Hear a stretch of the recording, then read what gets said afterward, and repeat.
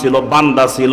বান্দাদের নামের শেষে আলাইহিস সালাতু ওয়াস সালাম লেখেন, আর নবীদের নামের শেষে রেখে সাহাবীদের নামের শেষে রাদিয়াল্লাহু তাআলা আনহুম বা রাদিয়াল্লাহু তাআলা আনহু বা আনহা ব্যবহার করা হয়। কিন্তু লোকমান তো নবী না, এই জন্য তাফসীর কারকরা লিখেছেন লোকমানে হাকিম বলে ডাকো, আলাইহিস সালাতু ওয়াস সালাম বলবা না, কারণ লোকমান নবী হয় নাই। তবে আমি ওই দিকে যাচ্ছি না, আমরা সামনে বাড়ি। লোকমান কেন এত দামি হইলেন? আরশ থেকে কেন আল্লাহ তাআলা লোকমানের কাছে ওই পাঠাইলেন, জ্ঞান পাঠাইলেন? একটা কারণ আছে না নাই? এজুরে বলেন আছে না নাই? লোকমানের কাছে আল্লাহ তাআলা জিবরাইলকে কেন পাঠাইছেন জানেননি ভাই? জানেননি? ও ভাই, আপনিও ঘরের একজন কর্তা, লোকমানও ঘরের একজন কর্তা ছিল। আমার নবী ১৫০০ বছর আগে বলে গেছেন, বাপ মরলে ছেলেটা জানাজার খাটটা সামনে নিয়ে দাঁড়ায়া থাকে, বুবার মতো দাঁড়ায়া থাকে, কিছু বলতে পারে না, বাবার জন্য দোয়া চাইতে পারে না, ক্ষমা চাইতে পারে না। কারণ হইল বাবাটাও সন্তান দুনিয়াতে আসার পর জানাজা শিখায় নাই, জানাজার দোয়া শিখায় নাই, নামাজ শিখায় নাই। এই জন্য বাবার লাশটা সন্তান সামনে নিয়ে বিবার মতো দাঁড়িয়ে থাকে, বাবার জন্য ক্ষমা চাওয়ার শক্তিটাও সন্তানের হয় না, ঠিক কিনা? জোরে বলেন ঠিক কিনা? নিজের চোখে অনেক মানুষকে দেখি অনেক ধনাত্মবান, টাকার কোনো অভাব নাই, সম্পদের কোনো অভাব নাই, ছেলেগুলো শিক্ষিত বানাইতে বানাইতে ব্যারিস্টার বানাইলো, উকিল বানাইলো, ডাক্তার বানাইলো। বাবার মৃত্যুর পর খবর আসছে ছেলেটা বিদেশ থেকে প্লেনে আসতেছে, লক্ষ কোটি টাকা খরচ করে আসলো। সন্তানটা বাড়িতে আইসা বাবার লাশটা দেখার পর, বাবার লাশটা যখন জানাজা হবে সবার সামনে ছেলেটা দাঁড়াইলো, বাবার লাশটা সামনে দাঁড়াইয়া রাখছে, শোয়া রাখছে। সন্তানটা এবার সামনে দাঁড়াইয়া এলাকার ইমাম সাহেব কোথায়, আলেম ওলামা কোথায়, তাদেরকে দেখে কেউ যদি হাতে ধরিয়া বলে সামনে যায় দাঁড়াও, তোমার বাবার জানাজাটা তুমি পড়াও, তোমার বাবার সম্পদ ভোগ করলা, জমি যারা সবকিছুর মালিক হইয়া, এখন তুমি তোমার বাবার জানাজাটা তুমি পড়াইবা। খোদার কসম, খোদার কসম, ইসলামী শিক্ষা যদি না থাকে ওই বান্দা কোনোদিনও বাবার জানাজা পড়াইতে পারবে না, পারবে না, ঠিক কিনা? জোরে বলেন। আল্লাহ রাব্বুল আলামিনের কাছে লোকমান কেন দামি হইলেন এই ঘটনাটাই আপনাদেরকে বলতে চাই। হযরত লোকমান একজন পরিবারের সদস্য ছিল, একজন পিতা ছিলেন, একজন সমাজের ব্যক্তি ছিলেন। হযরতে লোকমান তার সন্তানদেরকে ঘরের ভিতরে ডাক দিয়ে বললেন, সন্তান আমার, তোমাদেরকে আল্লাহ আমাকে দান করেছেন, এটা বড় নিয়ামত। আমি তোমাদেরকে ঘর থেকে শিক্ষা দিতে চাই। হে সন্তান, এই ঘর থেকে বাহির হইবা, আবার যখন বাহিরে থাকবা, আবার যখন ঘরে ফিরবা, এই সময়ের ভিতরে আমি বাবার ওসিয়ত হইল তোমরা সর্বপ্রথম আল্লাহ রাব্বুল আলামিনকে মালিক বইলা মানবা। কাকে? জোরে বলেন, আরো জোরে বলেন, আরো জোরে বলেন। ওয়াইদ ক্বালা লুকমানু লিইবনিহি ওয়া হুয়া ইয়াইযু, বাপ সন্তানকে ওসিয়ত করে, ওয়াজ করে, হে সন্তানরা বাড়ি থেকে বাহির হইবা, যেখানেই থাকো, যেই সময় থাকো, তোমাদের উপর আমার ওয়াজ। ওয়া ইয়াইযুকুম, ওয়াজ করতেছেন লোকমান। ওয়াইদ ক্বালা লুকমানু লিইবনিহি, লোকমান তার সন্তানদেরকে বলতেছে, ওয়া হুয়া ইয়াইযুহু, সন্তানদেরকে ওয়াজ করে। সন্তানদেরকে ওয়াজ করার দরকার মা বাবার আছে না নাই? জোরে বলেন, আছে না নাই? আমরা করি? আমরা তো করি না। বছরে একবার মহিষলাটি মাহফিল হইল, 12, 15, 20 বছর ছেলেটা রাস্তায় ঘুরতেছে, বাবার একটু মাথা ব্যথা নাই, বাবার একটু চিন্তা নাই। একদিন ওয়াজ মাহফিল হয়, এখানে আল্লাহর নবীর ঘোষণা আছে, আল্লাহ তাআলা এখান থেকে অসংখ্য মানুষকে গুনাহ মাফ করে বাড়িতে ফিরাবেন। আমার সন্তানটা মাহফিলে যাক, আমার সন্তানটা গুনাহ মুক্ত হয়ে যাক। একটা সন্তানকে পুলিশে ধরলে মা বাবা কত মানুষের কাছে হাত বাড়াইয়া সহযোগিতা চায়, টাকা খরচ করে, মানুষের পায়ে পর্যন্ত ধরে জেলখানার ভয়ে। অথচ সন্তানটা যখন জাহান্নামী হয়ে যায়, সন্তানটা যখন গুনাহ করতে করতে আল্লাহর লানতের উপযুক্ত হয়ে যায়, ওই সন্তানটাকে দরকার ছিল, বাবা আমার আজকে মাহফিলে যাইয়া আল্লাহর কাছ থেকে ক্ষমা নিয়ে আসবা, কোরআনী কথা শুই না আজকে দিলটারে পবিত্র করে আসবা, দেহটাকে পবিত্র করে আসবা। এমন ভাবে যদি এলাকার মা তার সন্তানদেরকে ধরে ধরে বুঝাইয়া বুঝাইয়া পাঠাইয়া দিত, বাপ যদি সন্তানদেরকে হাত ধইরা এখানে নিয়ে আসতো, প্রতিটা ঘরের সন্তান সবচেয়ে সোনার ছেলে হয়ে যাইত। কোন মা বাবা সন্তানের অবহেলায় পড়িয়া বৃদ্ধাশ্রমে যাইতো না কোনোদিন, ঠিক কিনা? জোরে বলেন। আজকে হাজারো হাজারো মা বাবা কান্না করে আর বলে, হুজুর আমাদের জন্য একটু করে যান, একটু দোয়া করেন, আমাদের সন্তানদেরকে মানুষ বানানোর একটু ওয়াজ করেন, তাদের সন্তানদেরকে অধিকারকে শিখায়া যান, মা বাবার সেবা করা শিখান। আমি বলবো এটার সন্তানের দোষ না, কারণ সন্তান দুনিয়াতে আসার পর তোমার কয়টা জমিন আছে, তোমার কয়টা গাছ আছে, তুমি কয় জায়গায় টাকা পাও, কার কাছে তোমার লেনদেন আছে, তুমি সব চিনাইলা, জায়গা চিনাইলা, গাছ চিনাইলা, সম্পদ দেখাইলা, কিন্তু তোমার সন্তান দুনিয়াতে আসার পর তোমার সন্তানকে কোরআন চিনানো দরকার ছিল, আল্লাহ চিনানোর দরকার ছিল। তুমি যখন কোরআন শিখাও নাই, আল্লাহ চিনাও নাই, এখন তোমার সন্তানও তোমাকে চিনে না। এটা সন্তানের দোষ না, এটা হলো মা বাবার দোষ। ঠিক কিনা জোরে বলেন নারায়ে তাকবীর, নারায়ে তাকবীর। কথা ঠিক কিনা জোরে বলেন। হযরত লোকমান তার সন্তানদেরকে ডাক দিয়ে ওয়াজ করতেছে, ওয়া হুয়া ইয়াইযুহু, ইয়াইযুন মানে ওয়াজ করা, ইয়া বুনাইয়া লা তুশরিক বিল্লাহ। এক নম্বরে সবক দিতেছেন, হে সন্তান, সৃষ্টিকর্তা কয়জন?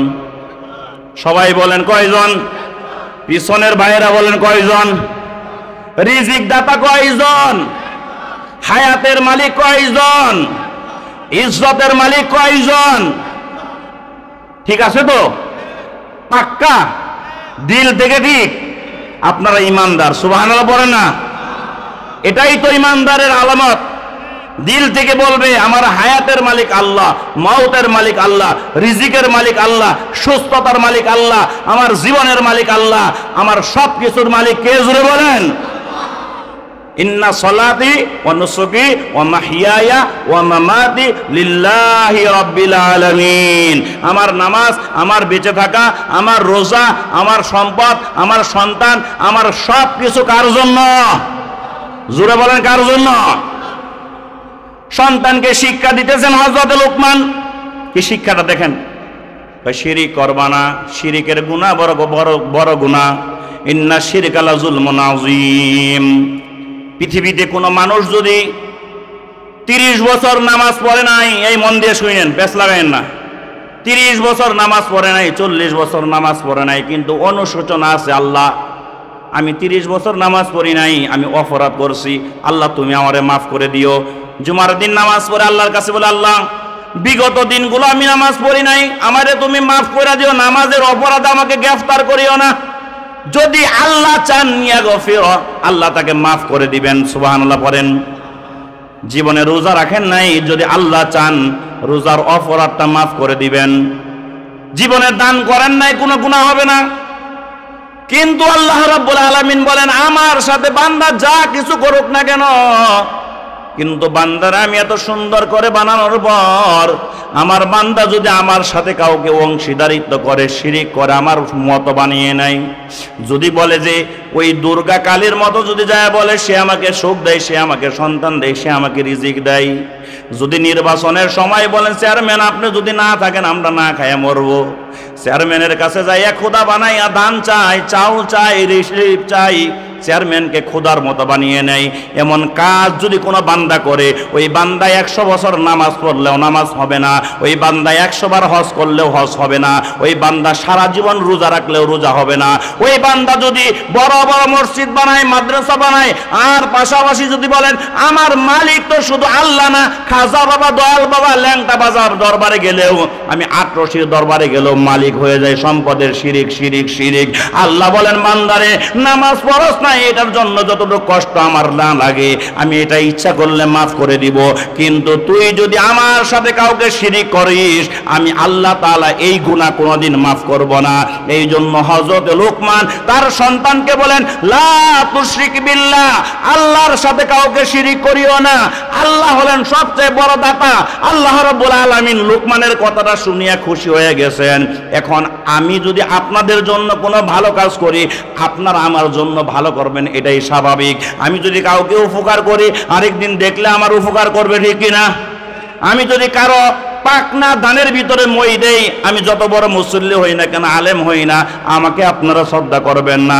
আপনি একটা বাজারের ব্যাগ নিয়ে যাইতেছেন, কষ্ট হচ্ছে, এলাকার যুবক যদি বলে কাকা আপনার ব্যাগটা একটু দেন আমি বাড়িতে নিয়ে যাই, ওই বান্দার প্রতি, ওই যুবকের প্রতি আপনার দিলটা বড় নরম হয়ে যাবে। আর একদিন দেখলে বলবেন এই যুবকটা বড় ভালো, বাতিজা বড় ভালো, তুমি কেমন আছো? এটাই তো মানুষের স্বভাব, ঠিক কিনা জোরে বলেন? হাল জাযাউল ইহসান ইল্লাল ইহসান, প্রতিদানের প্রতিদান তো ভালোভাবেই দিতে হয়। আল্লাহ রাব্বুল আলামিন বলেন, হ্যাঁ লোকমান, তুমি তোমার সন্তানকে সবচেয়ে বড় পরিচয় আমার সাথে করায় দিছো। তুমি যে তোমার সন্তানকে সবচেয়ে বড় মালিকের পরিচয়টা দিয়ে দিলা। আমি মালিক তো এত ছোট নয়, দুনিয়ার মানুষ উপকার পাইলে অনেকে ভুলে না, আর আমি আল্লাহ এত বড় একটা সুসংবাদ তুমি তোমার সন্তানকে জানাইয়া দিছো, এত গভীর একটা সম্পর্ক আমার সাথে তোমার সন্তানের করে দিছো। ও লোকমান রে, আমি তো রহমান রহিম, আমি তো দয়াবান, আমি তো রহিম, আমার কোনো দয়ারও শেষ নাই, আমার কোনো মায়ারও শেষ নাই। আমি লোকমান, তোমার কাজের প্রতি আমি আল্লাহ এত খুশি, এত খুশি, তুমি নিজ দায়িত্বে তোমার সন্তানকে শিরিক করা থেকে দূরে সরাইছো, আর আমি আল্লাহ তাআলা দায়িত্ব নিয়ে নিলাম। পৃথিবীতে আল্লাহর পরে সবচেয়ে ভালোবাসা দিতে হয় নবীজিকে, নবীজির পরে সবচেয়ে ভালোবাসা দিতে হয় মা বাবাকে। আল্লাহ রাব্বুল আলামিন বলে, লোকমান তুমি আমার পরিচয় করায় দিছো তোমার সন্তান রে, আর আমি আল্লাহ নিজে দায়িত্ব নিয়ে নিলাম তোমার সন্তানকে আমি তোমার পরিচয় করায় দিব। জোরে বলেন সুবহানাল্লাহ। পরবর্তী আয়াতে আল্লাহ রাব্বুল আলামিন বলেন, ওয়াসাইনাল ইনসান বিওয়ালিদাইহি হামালাতহু উম্মুহু ওয়াহনান আলা ওয়াহনিন ওয়া ফিসালুহু ফি আমাইন। আল্লাহ রাব্বুল আলামিন বলেন, দুনিয়ার মানুষ, আমি তোরে বানাইছি, আমি তোর সৃষ্টিকর্তা, কিন্তু দুনিয়াতে আসতে যাইয়া তুমি যে মাধ্যমটা অবলম্বন করেছো, তুমি যে দুনিয়ার জমিনে আসছো, এই কথাটা তুমি ভুলে যাইও না। তুমি আদমের মতো দুনিয়াতে আসো নাই, তুমি দুনিয়াতে আসছো দুইটা মাধ্যম হইয়া, এমনিতে তুমি আসো নাই। আসমান থেকে এতগুলো দাড়ি নিয়ে আসি নাই রে বাবা। ও আদরের যুবক, দিলের কান দিয়ে একটু শোনো রে বাবা, আগামী কালকেও থাকবো না, 1 ঘন্টাও পরে থাকবো না। আজকের বয়ানটাই শেষ বয়ান হইতে পারে, তোমার আজকের ওয়াজ শোনাটা শেষ শোনাও হইতে পারে, আগামী কালকে এমন হইতে পারে রে যুবক, মসজিদের পালকিতে শোয়াইয়া তোমাকে 3.5 হাত মাটির ঘরে নিয়ে যাইতে পারে, ঠিক কিনা জোরে বলেন? এ জীবনে কত মানুষের জানাজা দেখলাম, এ জীবনে কত মানুষের লাশ কবর মাথার কাদের ভিতরে নিলাম, এ জীবনে কত যুবকদেরকে কাফনের কাপড় পরাইলাম, এ জীবনে কত সাথী হারাইলাম, কত খেলার সাথে ছাত্র জীবনের সাথে হারাইছি রে বাবা। এই ঘটনা শুধু আমার সাথে হয় নাই, তোমাদের সকলের সাথেই হয়েছে। তাকাইয়া দেখো রে যুবক, এই এলাকার কত সুন্দর ছেলেগুলো আজকে মাটির সাথে মিশে গেছে, কত পয়সাওয়ালা সম্পদওয়ালা মানুষগুলো আজকে দুনিয়ার জমিনে নাই। দিন কি মাহলুমে হাজারর রঙ কি ফানুসে থি, যাওয়ার উনকি কবর पर হাই আওয়ার নিশা বাকি নেহি। এ দুনিয়ার জমিনে কত প্রতাপশালী ব্যক্তিরা থাকতে পারে নাই, অহংকার করিয়া লাভ নাই রে যুবক। শরীরের শক্তি দিয়া দুনিয়াতে বাঁচা যাবে না, অর্থ দিয়া বাঁচা যাবে না। যদি বাঁচা যাইতো, আপনারা সাক্ষী আছেন, করোনার সময় এস আলম গ্রুপের 2টা ভাই একটা অক্সিজেনের জন্য জীবন হারায়। লক্ষ কোটি টাকার মালিক, সম্পদের কোনো অভাব নাই, কিন্তু একটু অক্সিজেন পাই না। হে গোলাম, হে আল্লাহর নবীর উম্মত, অক্সিজেন থাকলেও বাঁচা যায় না, লোহার সিন্দুক বানায়া থাকলেও বাঁচা যাবে না। আমার আল্লাহ যখন দুনিয়া থেকে বাহির করে দেওয়ার হুকুম দিয়ে দিবেন, লা ইস্তাখিরুনা সাআতাও ওয়া লা ইস্তাকদিমুন, একটা সেকেন্ড আগেও মরবা না, একটা সেকেন্ড পরেও মরবা না। ওই আজরাইল তো ঘুষ খায় না, ওই আজরাইলের কাছে দুনিয়ার পরিচয় চলে না। ওই আজরাইল যাকে ধরেন তাকে আর দুনিয়াতে রাখেন না। এ যুবক, মনটারে একটু নরম করো। কিভাবে দুনিয়াতে আসলা? দাড়ি নিয়ে আসতো না, না না। এ বৃদ্ধ বাবারা, এইভাবে দুনিয়াতে আসো নাই, একটা মাধ্যম হইয়া সবাই দুনিয়াতে আসছে রে বাবা। আজকে যারা বাপ হয়েছো তারা জানো তোমার সন্তানটা আব্বা আব্বা বইলা ডাক দিলে কেন তোমার কাছে ভালো লাগে, কারণ সন্তানকে পালতে পালতে পালতে পালতে তোমার বড় একটা মহব্বত হয়ে গেছে সন্তানের সাথে। অথচ যে সন্তানটা দুনিয়াতে আসার আগে যার চেহারাটা দেখলো না, যার শরীরটাও কেউ দেখলো না, কিন্তু একটা পাগল নি রাতের পর রাত দিনের পর দিন 3-4 কেজির বোঝা একটা পেটের ভিতরে রাখলো। 1 কেজি ওজনের একটা ইট মানুষ ধরে রাখতে পারে না, একটা ইটের উপর খাড়াইয়া থাকতে পারে না। এই যে একটা রুমাল 2-3 ঘন্টা থাকলে ঘাটটা ব্যথা হয়ে যায়, একটা ইট মাথার ভিতরে নিয়ে একদিন দাঁড়িয়ে থাকা যায় না, যায় না, যায় না, হাতের ভিতরে রাখাও যায় না। অথচ একজন দুর্বল মহিলা যার শরীরে শক্তি নাই, চাইতেও পারে না, হাঁটতে গেলেও পড়ে যায়, ওই দুর্বল মহিলাটা তোমারে গর্বে রাখিয়া 1-2 দিন নয় 10 মাস 10টা দিন তোমার এক পেটের ভিতরে রাখছে। মাঝে মাঝে তোমার মা দুর্বল শরীর নিয়ে জমিনে পড়ে গেছে, আবার রাত্রে বেলা ঘুমাইতে যাইয়া মা ঘুমাইতে পারে নাই, একেবারে বেহুশ হয়ে চলে গেছে। এই মাটারে তুমি কেমন করে ভুলে যাও? আল্লাহ রাব্বুল আলামিন বলেন দুনিয়াতে সবচেয়ে দামি হলো মা। এই মাকে যারা কষ্ট দিবে তাদের দুনিয়াতে ইবাদত কবুল হবে না। আল্লাহ পাক রব্বুল আলামিন কোরআনে কারিমে লুকমানের ঘটনা বর্ণনা করে বলেন, লুকমান তুমি দুনিয়ার মানুষদের জন্য এই উদাহরণ স্থাপন করে রাখছো। এই দুনিয়াতে যত মানুষ আসছে মা বাবার গর্ব হয়ে দুনিয়াতে আসছে। ওই মাকে মানুষ কষ্ট দিলে আমার আল্লাহ সহ্য করতে পারে না। এই জন্য পবিত্র কালামুল্লাহতে আমার আল্লাহ বলেন, ওয়াসাইনাল ইনসান বিওয়ালিদাইহি হামালাতুহু উম্মুহু ওয়াহনান আলা ওয়াহনিন ওয়া ফিসালুহু ফি আমাইন। সন্তান গর্ভে রাখিয়া একের পর এক কষ্ট করেছে, একের পর এক। আল্লাহ রাব্বুল আলামিনের বান্দিটা পেটের ভিতরে রাখিয়া শুধু কষ্ট করে নাই, একেবারে কলিজা ফাটা কান্না নিয়ে আবার ঘুমের ঘরে যায়, আবার খাইতে যায়, কোনো জায়গায় তার শান্তি পায় না। এক সময় দুনিয়াতে আসার সময় হয়, একেবারেই যখন দুনিয়াতে আসার সময় হয়ে যায়, বৈজ্ঞানিকরা বলেছেন একটা সন্তান যখন মায়ের গর্ভে থাকে প্রথম অবস্থায় দাঁড়ানো অবস্থায় থাকে, প্রথম 3 মাসের মতো দাঁড়ানো অবস্থায় থাকে, পরের 3 মাস রুকুর হালতের মতো থাকে, পরের 3 মাস সিজদার মতো থাকে। এই জন্য আপনারা দেখবেন অত্যাধুনিক যন্ত্রপাতি প্রমাণ করে সন্তান দুনিয়াতে আসার আগেই আলট্রাসাউন্ড করলে পরে সন্তানটা এভাবে জড়ানো থাকে, জীর্ণ শীর্ণ শরীর নিয়ে এভাবে থাকে। কিন্তু সন্তানটা যখন দুনিয়াতে আসবে একেবারে সময় গনিয়ে আসে। মন দিয়ে শোনো রে বাবা, কেমন করে দুনিয়াতে আসলা, কিভাবে দুনিয়াতে আসলা। সন্তানটাকে ফেরেশতারা আস্তে আস্তে বড় করতে শুরু করে, সোজা করতে শুরু করে। দুনিয়াতে সন্তান আসার সময় আগে মাথা আসে, পরে পা আসে। কেন জানো? এই সন্তানটা পেটের ভিতরে এইভাবে গুল অবস্থায় ছিল, আস্তে আস্তে ফেরেশতারা বলে তুমি আর এই দুনিয়াতে থাকতে পারবা না, নতুন এক জগতে যাইতে হবে। মায়ের দুনিয়াটা তুমি বাদ দাও, মায়ের পেটটা তুমি বাদ দাও, এখন তুমি আরেক জগতে যাইবা। এই জন্য তুমি সোজা হও। বান্দাকে সোজা করা হয়, বান্দার পা দুটা মার কলিজা বরাবর করা হয়। মার কলিজা বরাবর ওই পাওটা দিয়া সন্তানকে সোজা করে বলে এবার তুমি দুনিয়াতে যাও। আপনি যখন হাঁটবেন তখন পাটা নিচে দিবেন। দুনিয়াতে যখন আসে বান্দা পা দ্বারা মার কলিজায় আঘাত করে লাথি দিয়ে তারপর দুনিয়াতে আসে। এই জন্য দেখা যায় অনেক সন্তান ডেলিভারি করতে সময় মা প্রসব বেদনা সহ্য করতে পারে না, কলিজার যন্ত্রণা সহ্য করতে পারে না, মা কলিজা ফাইটা দুনিয়া থেকে বিদায় নেয়। ঠিক কিনা জোরে বলেন? এ মুসলমান, ওই মাকে কষ্ট দিয়ে এই দুনিয়াতে আসছো। শুধু আসছো এমন নয়, দেখো অনেক মাকে হাসপাতালে লাইফ সাপোর্টে রাখে। এভাবে দুনিয়ার প্রতিটা মাই কষ্ট করেছেন। আমার আপনার মা, তোমার আপনার মাও করেছেন। জানি না যুবক কার মা জানি কবরে চলে গেছে। আজকে ওয়াজ মাহফিল হইলে বাবাই আপনার সাথে আসতো, মা আপনার সাথে আসতো, কিন্তু মা